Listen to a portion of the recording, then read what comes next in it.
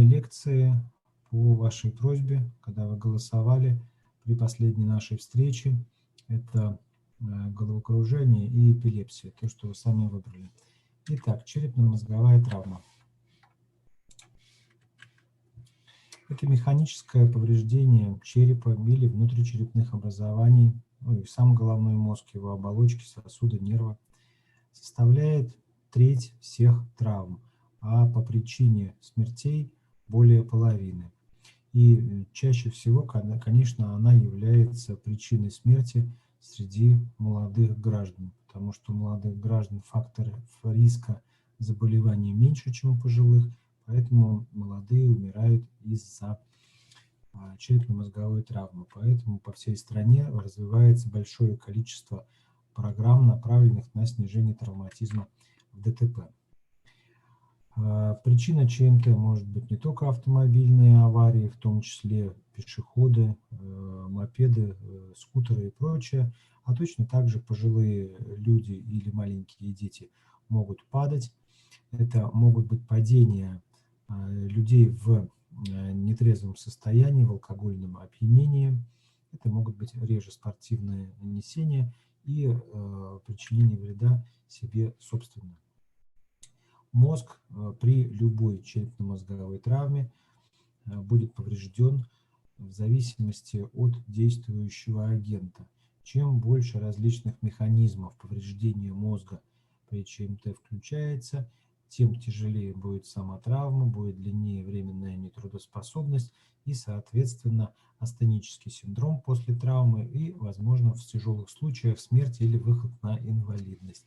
На экране вы видите вторичные и первичные повреждения мозг, то есть сначала сама травма или противоудар или удар, а вторичными внутричерепными изменениями это может быть сама гематома, давит на окружающие ткани мозга, развивающаяся дислокация ствола, вторичный ангиоспазм, естественно, нарушение ликвородинамики не позволяет данному пациенту выздороветь за несколько дней, как, например, при сотрясении головного мозга, а тяжелая травма будет выздоравливать гораздо дольше. Ну, а если травма затронула и другие органы, то это могут быть анемия, артериальная гипотензия, гипертермия, вплоть до ДВС синдрома, которые, конечно, зачастую будут заканчиваться летальным исходом. Классификация. Черепно-мозговая травма может быть изолированная, сочетанная с повреждениями других органов, ну, например, разрыв селезенки, то есть ЧМТ плюс разрыв селезенки или ушиб спинного мозга, ушиб сердца, ушиб легкого, ушиб средостения. Может быть комбинированная травма, это, например, падение при пожаре. Тут будет и термический фактор, это будет и травмирующий механический фактор. Может быть сочетание всех различных факторов, которые только могут быть. Травма бывает закрытая, открытая, проникающая или нет. Закрытая. Целостность мягких тканей кожных покровов не нарушена. Ну, естественно, если это подкожные гематомы, ссадины, потертости, порезы без повреждения самого апоневроза головы. Открытая, если мягкие ткани головы повреждены. И проникающая в том случае, если это в полость черепа попадает внутренняя среда и твердая мозговая оболочка повреждена. Сами понимаете, что проникающая травма будет более тяжелая, потому что появляется контакт защищенного головного мозга, защищенного всеми оболочками с внешней средой. Ну и, естественно, появление вторичного гнойного менингита. Если есть повреждение твердой мозговой оболочки с трещинами в черепе, то тогда при появлении такого больного в приемном покое мы можем увидеть, то есть не обязательно сам больной пожалуется, мы можем увидеть симптомы ликвореи. Если повреждена передняя черепная яма, то будет ликворея из носа. Если повреждена средняя черепная ямка, то будет ликворея из уха. И мы можем увидеть, как прозрачная жидкость из уха пациента стекает тоненькой струйкой и капает на каталку, где лежит пациент. Ну и, естественно, так как есть контакт с внешней средой, это возможно присоединение вторичной гнойной инфекции, то есть менингита, а максимум это менингоэнцефалита с повреждением уже не только оболочек апарехима мозга, также и абсцессы головного мозга, когда очерчивается вот этот гнойный очаг. Клинически черепно-мозговые травмы будут разделяться по степени тяжести на сотрясение, ушиб легкой, средней и тяжелой степени, сдавление головного мозга и травматическое субарахноидальное кровоизлияние. Конечно же, легких степеней сотрясения больше, их 80-85%. Легкая степень тяжести черепно-мозговой травмы. Сознание ясное, очаговых симптомов нет. Пациент при сотрясении терял сознание на несколько секунд. Если пациент в ДТП или при падении или при избиении, если пациент говорит, что он не терял сознание, значит диагноз сотрясения головного мозга не ставится. Но может быть выполнено, если количество подкожных гематом, повреждения кожи, то есть косвенные признаки ЧМТ, если большое количество, безусловно, будет нейрохирургом или неврологом или терапевтом или хирургом в ЦРБ, будет выполнена компьютерная томография или рентгенограмма черепа на определение, есть ли повреждение мозга и костей черепа. Средне-тяжелое. Сознание ясное или умеренное оглушение, могут быть очаговые симптомы. Это тогда, когда количество очаговых симптомов не очень много и кровоизлияний внутри черепа не происходит. Тяжелое – это нарушение сознания, нарушение витальных функций, очаговые симптомы, то есть параличи выраженные. Крайне тяжелое – это бессознательное состояние, кома, резкое нарушение витальных функций и стволовые дислокационные синдромы с нарушением дыхания. Пациенты находятся зачастую на аппарате искусственной вентиляции легких. Итак, более подробно. Сотрясение головного мозга. Нет макроскопических изменений. Основа диагноза, как я вам сказал, пациент должен объяснить, что была утеря сознания. Как поступать в ситуации, когда пациент говорит, при столкновении автомобилей я ударился головой, показ говорит о части автомобиля, а я говорю, помните вы вот те секунды, как это все произошло? Он говорит, я этого не помню. То есть получается, или он не помнит это страх, или это была все-таки кратковременная потеря сознания. В этом случае трактуется в пользу пациента, то есть говорится, что это была потеря сознания. Если он жалуется на ретроградную амнезию буквально на несколько секунд, это могут быть 2 секунды, может быть 3, все равно это будет уже трактовано как сотрясение головного мозга. Головную боль, конечно же, пациент предъявит как основной симптом, также может быть тошнота и рвота. Очаговой симптоматики нету никакой. И это отличает его от следующего пункта, от ушиба мозга. КТ при постановке диагноза ЧМТ сотрясения головного мозга выполняется обязательно. Предлагается госпитализация для наблюдения за пациентом до 7 суток. Используются анальгетики, используются церукал и седативные препараты, если это необходимо. Итак, пациент более тяжелый у нас на приеме. Это пациент с ушибом уже, с ушибом мозга самой первой его степени, а именно легкая степень. Здесь пациент обязательно, кроме того, что он скажет, я терял сознание, да, я помню, причем уже укажет не секунды, не десятки секунд, это могут быть уже до минут, нескольких минут. Может быть, естественно, спутанность сознания. Обязательно будут микроочаговые знаки. Что это такое? Это может быть неустойчивость в позе Ромберга, это может быть нарушение пальца носовой пробы, какой-нибудь один, может быть несколько мелких симптомов, может быть симптом Бабинского, может быть это нистагм, может быть лицевая асимметрия. Но не забываем, что если мы увидели лицевую асимметрию, канал лицевого нерва находится в средней черепной яме, может быть при трещине пирамидки височной кости, мы должны обязательно посмотреть, нет ли ликвореи из уха. Незначительный геморрагический компонент может быть. Симптоматическое и уже ноотропы пользуются, потому что ткань мозга повреждена, откуда бы были очаговые знаки. Средний тяжелый пациент, средней степени ушиб второй степени. Пациент скажет, что он терял сознание уже дольше, чем предыдущие, десятки минут. У него будут обязательно менингиальные знаки, которые вы умеете проверять. Это ригидность мышц затылка, симптом Кернига, Брудзинского. Обязательно какой-то знак будет не ярко выраженный, но он уже должен быть. Обязательно будут очаговые знаки. То есть этот пациент будет парализован. Это может быть значимая разница в рефлексах с двух сторон. Могут быть двухсторонние знаки патологические, грубое поражение черепно-мозговых нервов. На КТ мы найдем подтверждение всем его жалобам, найдем именно очаг контузии или очаг пониженной плотности. Как выглядят очаги инфаркта мозга, то бишь инсульта, и очаги контузии. Они выглядят на КТ одинаково. Вот, хотя будут разные агенты, в одном случае поражение, в другом случае повреждение, но на КТ будет одинаковый очаг пониженной плотности. А из анамнеза мы уже думаем, что перед нами это ЧМТ или это заболевание. Этот пациент на листке нетрудоспособности по сравнению с предыдущим, если сотрясение будет 2 недели на листке нетрудоспособности, ушиб легкой степени 1-2 месяца, 1,5 в среднем будет находиться, ушиб средней тяжести может быть до 4 месяцев. Почему я написал 3-4?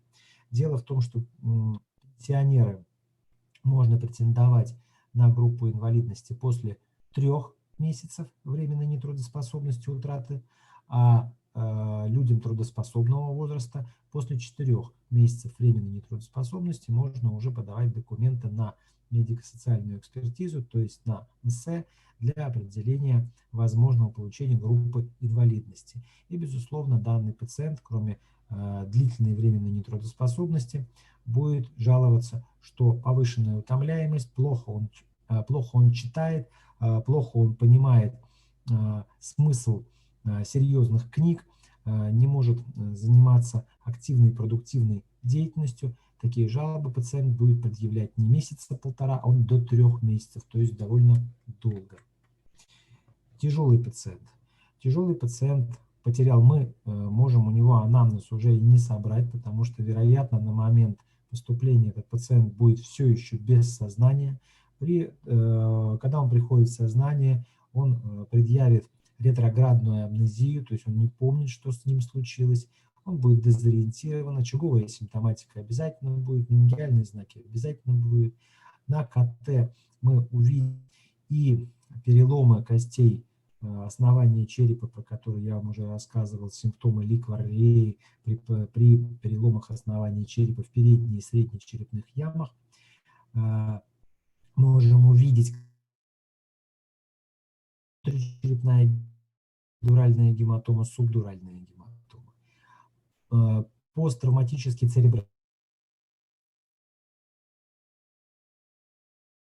не может выполнять сложные какие-то действия, не может определенные должности, которые требуют кропотливого, внимательного труда. Это может жалоба сохраняться годы. И временная нетрудоспособность вплоть до инвалидности. Гематомы бывают чаще всего, конечно же, внутричерепные субдуральные.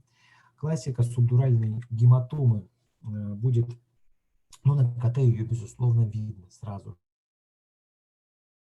Особенность клинической картины субдуральной гематомы в том, что есть светлый промежуток. Светлый промежуток может занимать вплоть до 1 месяца. Вот в нашей практике был такой пациент. Этому пациенту исполнилось недавно 18 лет. Это случай, то, что я вам описываю, 20-летней давности. Поступает молодой парень, 18-летний. Мы видим, у нас тогда томограф, ему эхоэнцефалоскопию и находим огромнейшее смещение 10 миллиметров, что, в принципе, похоже вот как на ту гематому, которая у вас находится на рисунке. То есть огромнейшее смещение срединных структур головного мозга, говорят, время удара по голове. Парень говорит нет. Вот. А у него есть легкий гемипар, практически незаметный. Он обратился через месяц, потому что головные боли у него появились. Так вот, потом, когда уже на томографе в госпитале ветеранов, это был первый томограф в нашем городе, была выявлена субдуральная гематома, был прооперирован нейрохирургами. Нейрохирурги дособирали анамнез и спрашивают: мил человек, откуда же у тебя субдуральная гематома? Он говорит: да, я забыл, это было месяц или полтора назад, мы били друг друга, ветка разбилась, моя голова нет. И потом вот этот мальчик уже был парализованным, с удаленной субдуральной гематомой. Дальнейшей судьбы не знаю, потому что тяжелые травмы при даже резкой декомпрессии мозга через 1,5 месяца, конечно, это для мозга не есть хороший фактор, когда наступает не только внезапная компрессия, но и резкая декомпрессия. Классически при сдавлении одной гемисферы субдуральной гематомы будет контралатеральный гемипарез и широкий зрачок на стороне гематомы. Это будет классика. Также классически может быть дебют с эпиприпадка, причем после светлого промежутка, который может быть до месяца. Он может быть светлый промежуток и день, и 2 недели. Но вот в нашем случае был более месяца. Эпиприпадок и желтый ликвор. Если у вас есть иголка, но нету рядом томографа, то вот может быть такая клиника. Но это классика, не всегда все бывает. Симптомы бывают все стертые, смазанные или отсутствуют вообще. Эпидуральные гематомы до и после операции точно так же сдавливают мозг, но так как они находятся выше твердой мозговой, которая защищает мозг от сдавления, то клиника эпидуральных гематом не такая яркая, как у гематом субдуральных. Травматическая субдуральная гематома во лбу вы здесь видите. Это большая гематома, острая гематома, и она, конечно же, подлежит нейрохирургической операции. При выявлении данной патологии пациент отправляется на сантранспорте в стационар, где имеется нейрохирургическое отделение, где нейрохирурги выполняют ему уже по экстренным показаниям оперативное лечение. Могут ли быть двухсторонние субдуральные гематомы? Да, конечно. Здесь вот вам представлен снимок. Наверное, самый интересный и показательный это будет вот этот слайд, который я обвожу мышкой. Здесь будет видно на этом срезе двухсторонняя гематома. Если вот эту можно с натягом назвать плащевидной гематомой справа, вот тут она right, то вот эта гематома уже, конечно, большая. Вот черная зона – это зона отека головного мозга. С двух сторон будет трепанация черепа. Травматическая внутричерепная гематома, пожалуйста, вашему вниманию. Мы видим состояние после операции на нижних слайдах. Гематома эвакуирована и остается в последующем киста. Мы можем увидеть кисту и сказать, она после инсульта или после травмы, через какое-то время невозможно, но травму мы можем определиться, что была костно-пластическая трепанация черепа. Дело в том, что черепная коробка имеет ограниченный объем, и при появлении дополнительной ткани внутри черепной коробки мозгу двигаться некуда, кроме направления форамен магнум. В этом случае структуры ствола и мозжечка вдавливаются отекшим мозгом или мозгом, в котором находится гематома или опухоль, вдавливаются в края круглого отверстия большого, и сдавливается дыхательный центр, пациент погибает. Это механизм тонатогенеза пациента с отеком мозга. Он все время один и тот же, через дислокацию ствола. Травматическая САК может происходить у тяжелых и не у тяжелых пациентов.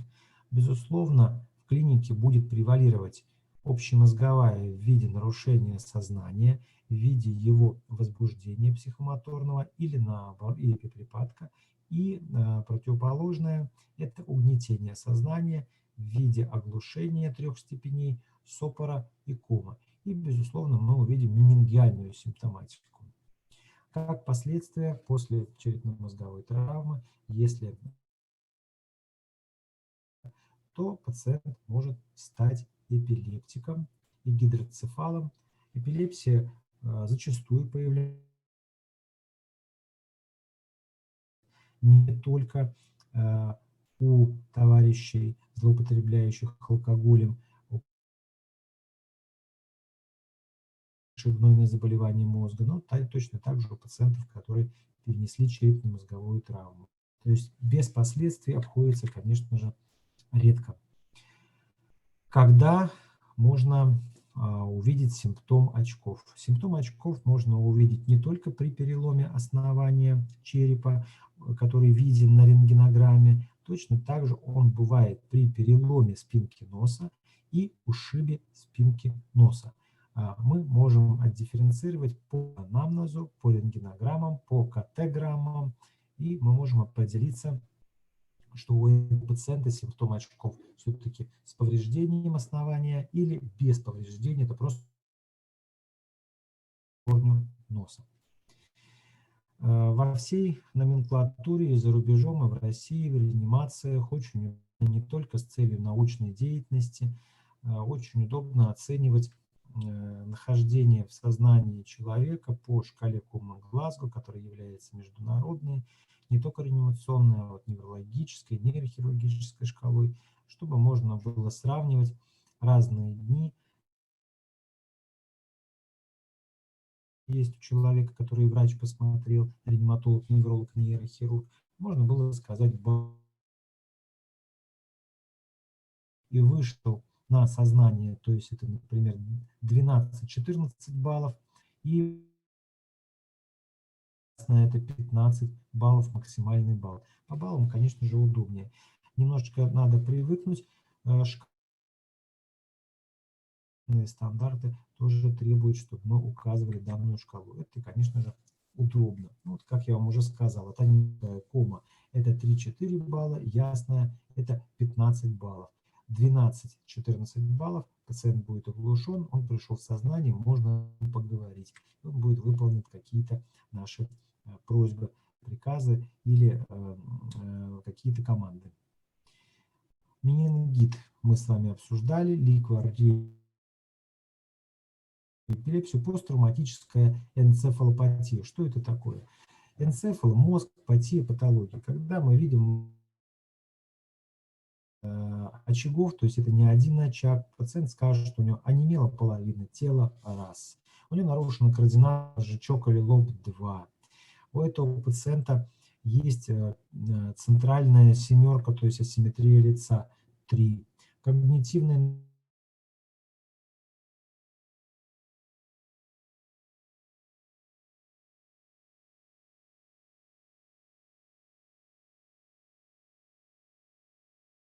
многоочаговое поражение мозга уже после травмы. И это называется, не такой длинной фразой, называется посттравматическая энцефалопатия.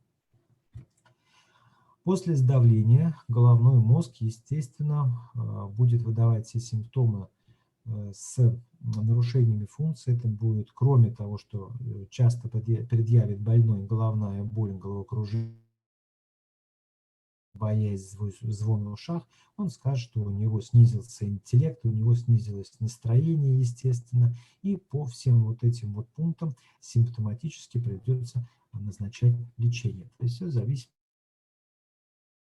от пациента. Спинальная травма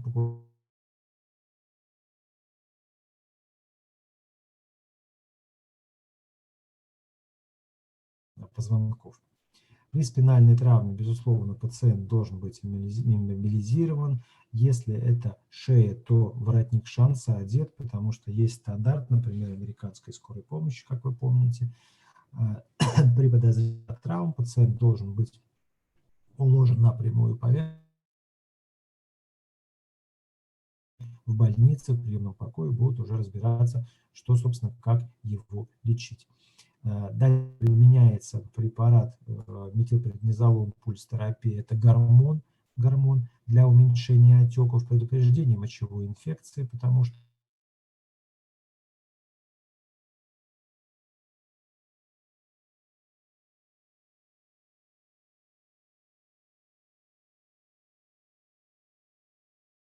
есть последующий тромбоэмболии легочной артерии возможен. Поэтому, если показана хирургическая декомпрессия спинного мозга, будет проводиться